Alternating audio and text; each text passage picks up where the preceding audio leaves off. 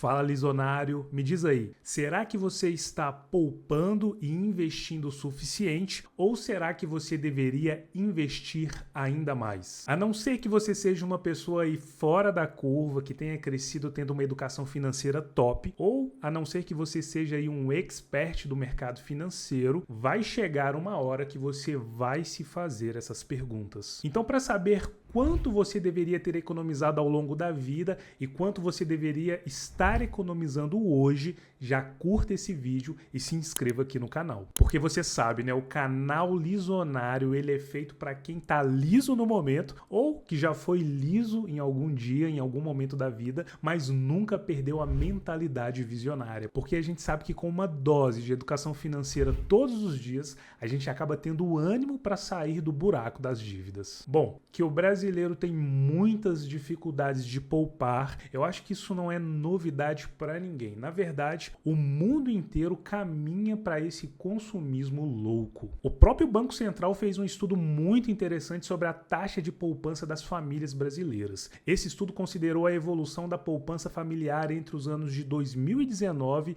e 2018, ou seja, foram quase 10 anos fazendo o levantamento desses dados. Vamos dar uma olhadinha no resultado.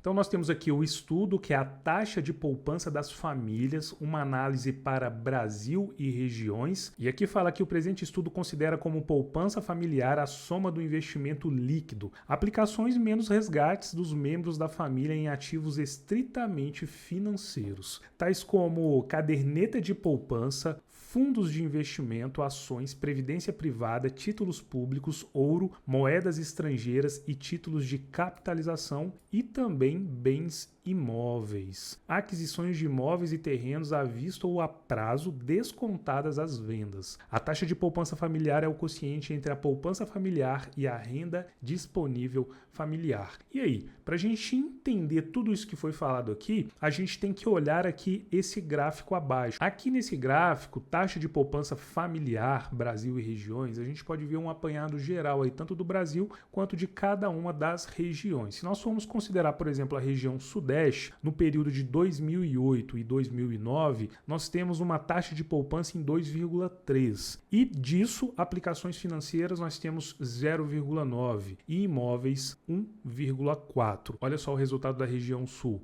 3,3. Em aplicações financeiras, 1,5 e em imóveis, 1,8. Então, se nós formos considerar aqui a região que mais poupa, a região que mais faz investimentos, nesse período aqui, a região sul está ganhando. Se a gente for lá para o período de 2017 e 2018, a gente percebe que a região sul ainda continua ganhando com uma taxa de poupança de 2,7. A região que mais gasta ou que menos poupa, região norte e nordeste, com uma taxa de poupança de 0,9, tá? E aqui a gente tem a diferença aí, nós não vamos considerar a diferença, mas esse estudo aqui, ele é interessantíssimo para a gente poder analisar como que as famílias brasileiras, por regiões, elas se comportam, qual região onde as famílias gastam mais, qual região onde as famílias têm uma melhor inteligência financeira, por assim dizer. Eu vou deixar o link desse estudo aqui no primeiro comentário fixado e eu falo, viu, se você gosta de estudar aí sobre economia, sobre finanças pessoais,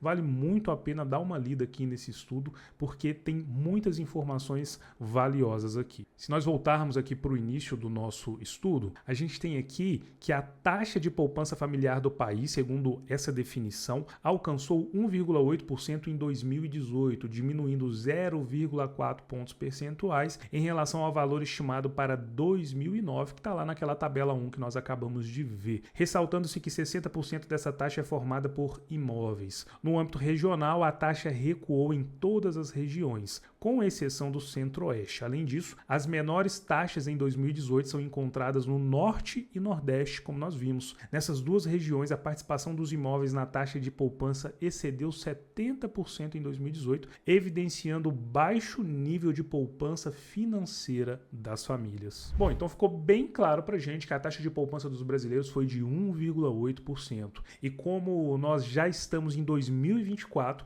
e pelo cenário pior que nós vemos, com brasileiros devendo cada vez mais, é certo que essa taxa não aumentou. Mas para você evoluir, para você realmente conseguir montar uma boa reserva de emergência, ou para você conseguir viver dos seus investimentos, ou até mesmo desfrutar de uma boa aposentadoria, quanto você deveria economizar ou já ter economizado de acordo com a sua idade? E é claro, né, galera, aqui não existe uma receita de bolo. Não dá para chegar e falar, ó, você precisa economizar agora 30% do seu salário todos os meses. A realidade de cada pessoa é diferente e a questão da economia vai depender principalmente da sua renda. Ganhe, por exemplo, um salário mínimo e é solteiro, com bastante organização financeira e disciplina, vai dar sim para você chegar aos 30% de economia mensal, principalmente se você ainda mora aí com os seus pais. Mas esse mesmo salário, ele impossibilitaria, por exemplo, um pai de família ou uma pessoa que paga aluguel e várias outras contas de economizar a mesma quantidade. Sobre salários, é necessário também ter paciência. Eu tenho certeza que o que você ganha hoje é bem mais do que o que você ganhava lá quando você tinha os seus 18 anos, quando você começou a trabalhar, ou até mesmo antes dos 18 anos. E à medida que você ganha mais experiência, você vai se especializando ali em determinada área e isso vai te proporcionar ter maiores salários e, consequentemente, maiores oportunidades de economizar um percentual maior. Para a gente resumir isso tudo, se você poupa a mesma porcentagem do seu salário, por exemplo, com 18 anos você definiu que pouparia 10% do seu salário para o resto da vida. Então, como seu salário teoricamente ele vai aumentando, a quantia que você poupa também vai aumentar. Por outro lado, o mais comum é que você possa aumentar aí o seu percentual poupado à medida que o tempo passa, à medida que a sua idade passa,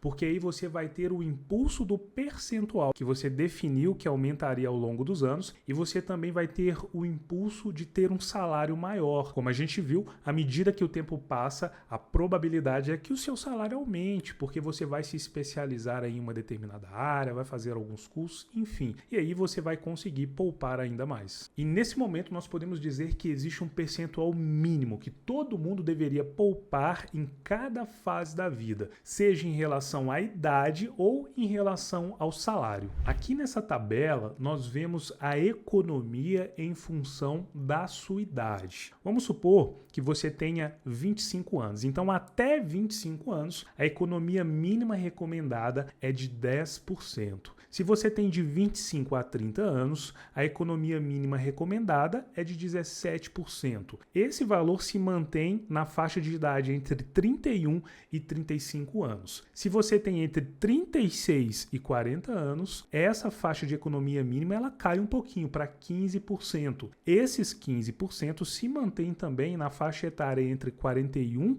e 45 anos e entre 46 e 50 anos. E também entre 51 e 65 anos. Então essa é a economia em função da sua idade. Esses são os percentuais que você deve economizar da sua renda de acordo aí com a sua faixa etária. Se nós formos agora analisar a sua economia em função do salário que você ganha, então para um salário aí até R$400, de repente você seja um menor aprendiz ou um estagiário, para um salário até R$400, a economia mínima recomendada é de 10%. Se você ganha entre R$400 e R$800, a gente vai manter essa economia em 10%. Agora, se você ganha entre R$800 e R$1.200, aí você tem um valor de economia de 15%, que também se mantém em 15% se você ganha entre R$1.200 e R$1.600. Já entre R$1.600 e R$3.000, a sua economia deve ser de 17%. Entre 3.000 e 4.000 nós vamos manter o 17% e acima de 4.000, olha só, continua poupando os 17% do seu salário todos os meses. Me conta aí nos comentários se você já tem esse hábito de retirar um percentual do seu salário. Se você não tem, bora começar isso ainda esse mês. Claro que o que a gente viu aqui são as porcentagens mínimas recomendadas, mas claro que você não precisa se prender nisso. Se você ainda não poupa nada e está com a sua vida financeira um caos, o que você precisa fazer primeiro é se reorganizar. E para isso, aqui no canal tem diversos vídeos que vão te ajudar. Agora, se você já segue aqui o canal Lizonário e já tem o hábito de economizar, o desafio é você se planejar para economizar ainda mais. Sempre, claro, investindo esse dinheiro que você economiza e reinvestindo todos os dividendos e juros que você recebe mensalmente das suas aplicações, para que o efeito dos juros compostos possa realmente se tornar uma bola de neve aí na sua vida financeira. Ah, Atila, mas é muito difícil. Eu não sei se eu consigo. O mais importante é você não ficar neurado com isso, viu? Fazer isso te gerar uma ansiedade desnecessária a ponto de te sobrecarregar. Você pode começar por etapas. Primeiro, você organiza ali as suas finanças, corta gastos desnecessários e começa a levar uma vida mais simples. Aí sim, você vai começar a ver o seu suado dinheiro sobrar e vai poder dar os seus primeiros passos rumo aos investimentos. E se você está começando do zero, eu sempre sugiro que a primeira reserva que você deve construir é a sua reserva de emergência, que é aquele dinheirinho ali que você vai deixar rendendo em um local de fácil acesso e que vai te salvar de imprevistos. O mais importante é que você desenvolva a consciência do quão importante é você economizar. Para a gente ver na prática essa aplicação, nós vamos considerar um exemplo. O Teobaldo está ali com seus 25 anos, recebendo em média R$ 1.500 por mês. Quanto dinheiro ele poderia poupar se iniciasse suas economias aos 25 anos, usando o percentual mínimo recomendado em cada etapa da sua vida? E aí nós não vamos levar em conta os possíveis aumentos pelo fato do dinheiro estar guardado em algum investimento. E nós vamos analisar também quanto o Teobaldo teria se ele fosse muito ousado e em cada uma ali das etapas da sua vida ele decidisse aumentar o seu percentual de economia em 10%. Então, como nós vimos, o Teobaldo ele ganha R$ 1.500 e ele vai economizar ali, porque ele tem 25 anos. A gente já viu na nossa outra tabela que nessa faixa etária ele tem que economizar ali pelo menos 17% do seu salário. Então, economizando esse valor, em 5 anos ele terá R$ 15.300. Se ele resolver se desafiar e aumentar 10% aí das suas economias, no final desses 5 anos, ele vai ter R$ 24.300. Então, para a gente entender melhor essa economia melhorada, ele está se desafiando, ele está colocando 10% a mais. A gente viu que nessa faixa de idade que ele está, dos 25 aos 30 anos, ele tem que economizar 17%. Aqui é um desafio, ao invés de 17%, ele vai economizar 27%. Então ele teria R$ 24.300. Em 10 anos ele teria R$ 30.600, economizando 17%. Aqui com o Bush ele teria R$ 48.600. Em 15 anos, R$ 44.100 e R$ 71.100 se ele fosse economizar 27%. Em 20 anos ele teria R$ 57.600, economizando ali 17% do seu salário. E R$ 93.600 caso ele resolvesse se desafiar e economizasse 27% do seu salário. Em 25 anos, Teobaldo teria R$ 71.100 e ele teria R$ 116.100 com o desafio aí dos 27%. E olha que, como eu disse, aqui nós nem levamos em conta o efeito bola de neve dos juros compostos, que ajudaria o Teobaldo a ver o seu dinheiro aumentar ainda mais e de maneira mais rápida. Se você começar hoje a seguir o que eu falei aqui, em alguns poucos anos você com certeza já vai estar melhor que a maioria dos brasileiros. E por fim, quanto você teria que ter aí na sua conta nesse momento te rendendo juros em função da sua idade? Claro que aqui também não existe uma receita de bolo, viu? Mas entre os percentuais mais utilizados está a fórmula de Green.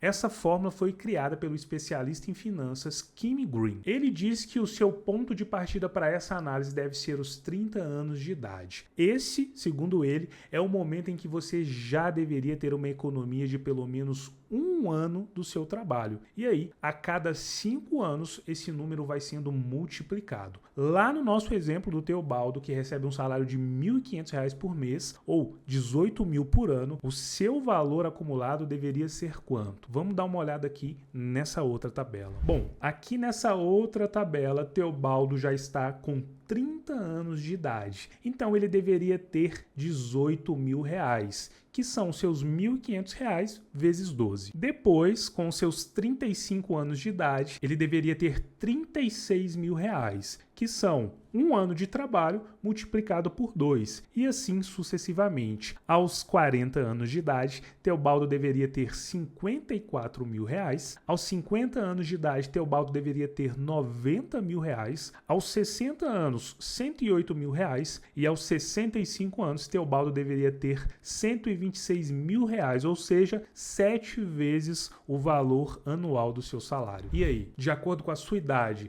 você atingiu essas metas? Tá próximo, tá longe? Me conta aí nos comentários. De qualquer forma, você tem que entender que esses números aqui são apenas para te dar um norte. Como nós já falamos, cada um tem uma realidade totalmente diferente. O mais importante é que você desenvolva uma mentalidade financeira, que você entenda que se você ainda não tem o hábito de economizar, de investir e de gerir bem os seus recursos financeiros, você precisa começar hoje a desenvolver esse hábito. Olha, meus amigos, esse é o único caminho para que você possa atingir os seus objetivos financeiros de médio e longo prazo. E se você chegou até aqui, é porque você está extremamente comprometido em dar a volta por cima da sua situação financeira. Então, para eu saber desse seu nível de comprometimento, comenta aí, Lisonário de Sucesso. Grande abraço e até o próximo vídeo. Eu vou me levantar, investindo em sonhos, não vou desistir. Na selva das copas vou me encontrar.